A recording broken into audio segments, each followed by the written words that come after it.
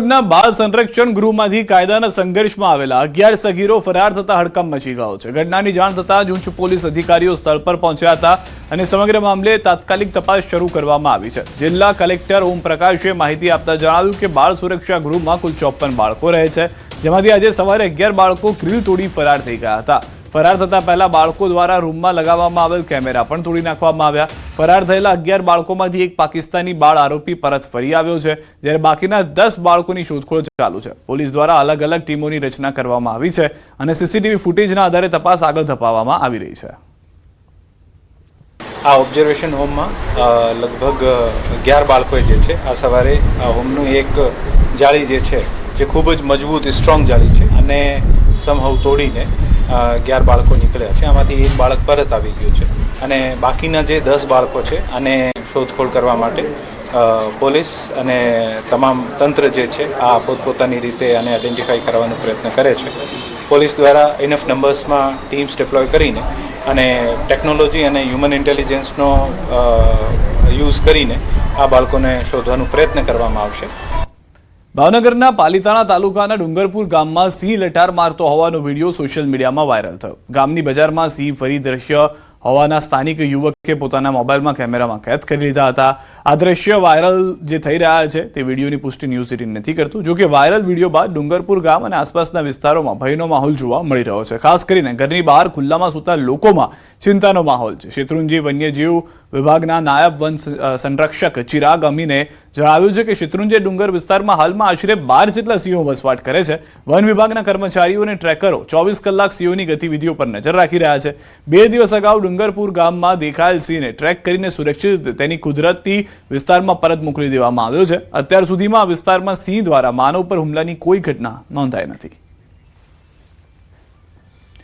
સુરતનું ડિમોલિશન બન્યું છે ભાજપ નેતાઓ માટે સમરાંગણ। વિનુ મોરડિયાના સમર્થનમાં આવ્યા છે સ્વાતિ સોસા। કાજલ હિન્દુસ્તાની અંગે વિવાદાસ્પદ નિવેદન। કાજલ હિન્દુસ્તાનીમાં સમજ ઓછી। વિનુ મોરડિયા વિશ્વ હિન્દુ પરિષદમાં કરી ચૂક્યા છે કાર્ય। વિનુ મોરડિયા ઘૂસણખોરોને સમર્થન આપતા નથી। સ્વાતિ સોસા છે નગર પ્રાથમિક શિક્ષણ સમિતિના ઉપાધ્યક્ષ। કારણ કે વિનુભાઈ મોરડિયા 1992 થી વિશ્વ હિન્દુ પરિષદમાં કામગીરી કરતા આવ્યા છે અને હંમેશા હિન્દુત્વ માટે લડાઈ લડતા આવ્યા હોય છે। એમણે કોઈ પણ ઘૂસપેઠિયાને સમર્થન નથી આપ્યું। એમણે ખાલી એક જ સવાલ પૂછ્યો તો એ બી એમના મત વિસ્તારમાં આવતો હતો એટલા માટે કે ભાઈ આ ડિમોલિશન કોના દ્વારા કરવામાં આવ્યું છે। પરંતુ કાજલીબેન હિન્દુસ્તાની દ્વારા પૂરી વાત જાણ્યા વગર કે પૂરી સમજ મેળવ્યા વગર ખોટું વિનુભાઈને વ્યક્તિગત ટાર્ગેટ કરીને સ્ટેટમેન્ટ આપવામાં આવી રહ્યું છે, તે તદ્દન ખોટું છે। અમદાવાદમાં પોલીસ સાથે ગેરવર્તણૂકનો વિડીયો વાયરલ થયા બાદ કડક કાર્યવાહી। ઘટનાના અનુસંધાને પોલીસે વિપુલ છારા નામના એક આરોપીની ધરપકડ કરી છે, જ્યારે અન્ય આરોપી સૂર્યા હાલ ફરાર હોવાનું જાણવા મળ્યું છે। પ્રાથમિક માહિતી અનુસાર 9 અને 10 જૂને મધ્યરાત્રિ દરમિયાન પીએસઆઈ કક્ષાના અધિકારી પોઈન્ટ ચેકિંગની કામગીરી બાદ નરોડા પાટિયા વિસ્તારમાં ચા પીવા માટે પહોંચ્યા હતા। આ દરમિયાન 2 યુવકોએ પોલીસ કર્મચારીઓ સાથે બોલાચાલી કરી ગેરવર્તણૂક આચરી। આરોપીઓએ ગાડી લઈને અહીં કેમ આવ્યા છો કહી પોલીસ સાથે ઉગ્ર બોલાચાલી કરી। સમગ્ર મામલે પોલીસે ગુનો નોંધી વધુ તપાસ શરૂ કરી છે। આ બનાવ તારીખ 9 અને 10 જૂનની નાઇટનો તકરીબન 12:30 વાગ્યાનો આ બનાવ છે। એ પ્લાટૂન કમાન્ડરની ગાડી છે। પીએસઆઈ વીએસ બડવી એ ગાડીમાં હતા એ વખતે અને પોતાની કંપનીઓના પોઈન્ટ ચેક કરવા માટે જ્યારે આ પીએસઆઈ વડવીએ પોતાની ગાડી લઈને ત્યાં આવ્યું અને ચા પીવા માટે ગયા, ગાડી ઊભી રાખી ત્યારે 2 માણસ ઊભો હતો અને એક સામાન્ય બોલાચાલી જેવું થઈ કે તમે કેમ અહીંયા ગાડી લઈને આવ્યા છો અને કેમ અહીંયા ઊભો છો અને એવું કરતાં થોડુંક બનાવ ત્યારે આ ઉગ્ર બોલાચાલી થઈ અને પછી પીએસઆઈ વડવઈને ત્યાં યોગ્ય નથી લાગતા એ થોડુંક આગળ પોતાની ગાડી લઈ ગયા અને પછી તુરત જ એ 112ની ગાડી સાથે તુરત જ એ પોઈન્ટ ઉપર પાછા પણ આવ્યા, પણ ત્યારે આ 2 લોકો ત્યાંથી ભાગી ગયા હતા અને બંનેના એક ગુનાહિત ઇતિહાસ તો છે। એ વિપુલ છારા ઉપર મારામારીના અને ચોરીના ગુનાઓ છે અને સૂર્યચારણ ઉપર પણ ચોરીના અને સ્નેચિંગના ગુનાઓ દાખલ થયેલા છે। અત્યારે એક આરોપીને પોલીસે કબજેમાં કરી લીધું છે અને બીજા આરોપીને પકડવાની અને આગળની તપાસ અત્યારે ચાલુ। છોટાઉદેપુર જિલ્લાના સિહોદ ખાતે નિર્માણાધીન પુલની કોંગ્રેસ કાર્યકરો દ્વારા મુલાકાત લેવામાં આવી। આ દરમિયાન પુલના નિર્માણ કાર્યમાં ગંભીર ભ્રષ્ટાચાર અને મોટા પાયે ગેરરીતિઓ થઈ રહી હોવાના આક્ષેપ કરવામાં આવ્યા। કોંગ્રેસે સમગ્ર કામગીરીનું જિલ્લા કલેક્ટર તેમજ સ્વતંત્ર બહારની એજન્સી દ્વારા નિરીક્ષણ કરવાની માંગ કરી। છેલ્લા 3 વર્ષથી તૂટેલા પુલને કારણે સ્થાનિક લોકો ભારે હાલાકી ભોગવી રહ્યા હોવાનું જણાવ્યું। સાથે જ વહેલી તકે પુલનું કામ પૂર્ણ ન થાય તો આંદોલન કરવાની ચીમકી પણ ઉચ્ચારવામાં આવી છે।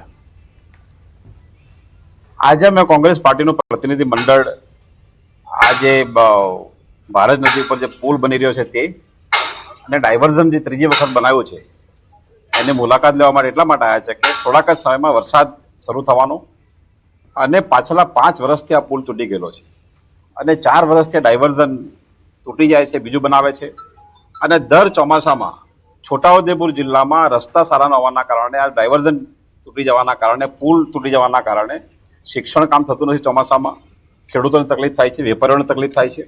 સરકારશ્રી, સરકારી તંત્ર તેમજ રાજકીય પ્રતિનિધિઓને અમે એક અહીંયાથી આ કોંગ્રેસના પ્રતિનિધિ મંડળ દ્વારા એક રજૂઆત કરવા માંગીએ છીએ કે વહેલામાં વહેલી તકે આ ડાયવર્ઝન પણ વ્યવસ્થિત રીતે બનાવવામાં આવે।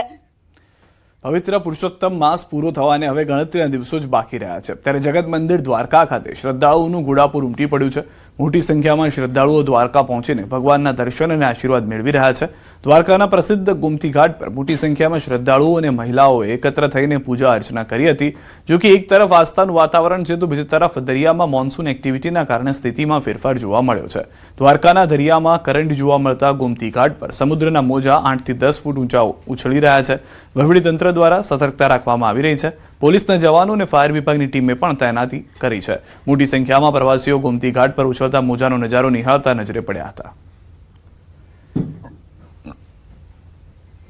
તો શક્તિપીઠ અંબાજી ધામમાં સતત ભક્તોની ભીડ જોવા મળતી હોય છે। આજનો રવિવાર આસ્થાનો રવિવાર બન્યો છે। વહેલી સવારથી જ ભક્તો માના દર્શન કરવા માટે લાઈનો લગાવીને ઊભા જોવા મળ્યા।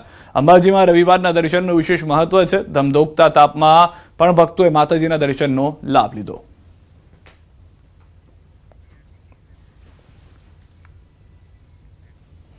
રાજ્યના શિક્ષણ મંત્રી રીવાબા જાડેજા જામનગરમાં એક અનોખા અંદાજમાં જોવા મળ્યા। પ્રધાનમંત્રી નરેન્દ્ર મોદીના શાસનના 12 વર્ષ પૂર્ણ થવા નિમિત્તે આયોજિત પ્રગતિ પથ યાત્રા અંતર્ગત તેમણે જામનગર સ્થિત institute of teaching and research in Ayurveda ITRA ની મુલાકાત લીધી હતી।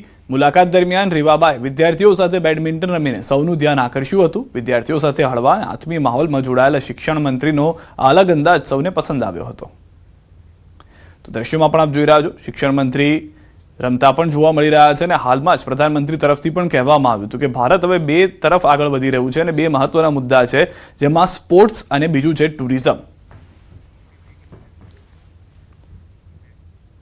પૂર્વ મંત્રી અને ધારાસભ્ય નિમિષા સુથારે ભાંગરો વાટ્યો। મંચ પર બોલતા બોલતા નિમિષા સુથાર ગૂંચવાયા। નિમિષા સુથારે નિર્મલા સીતારામનને ડિફેન્સ મિનિસ્ટર ગણાવ્યા। નિમિષા સુથારે ફાઇનાન્સને ડિફેન્સ બનાવી દીધું। પ્રાસંગિક ઉદ્બોધનમાં નિમિષા સુથારે ભાંગરો વાટ્યો। નિમિષા સુથાર બોલ્યા, ડિફેન્સ એટલે ફાઇનાન્સ મિનિસ્ટર। વિકસિત ભારત સંકલ્પ સંમેલનમાં ભાંગરો વાટ્યો।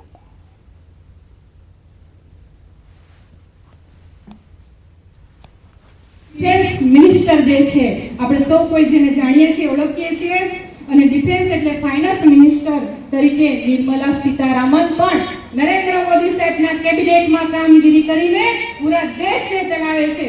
આજે દેશની પહેલા ડિફેન્સ મિનિસ્ટર જે છે આપણે સૌ કોઈ જેને જાણીએ છીએ, ઓળખીએ છીએ, અને ડિફેન્સ એટલે ફાઇનાન્સ મિનિસ્ટર તરીકે નિર્મલા સીતારામન પણ નરેન્દ્ર મોદી સાહેબના કેબિનેટમાં કામગીરી કરીને પૂરા દેશને ચલાવે છે। સમાચાર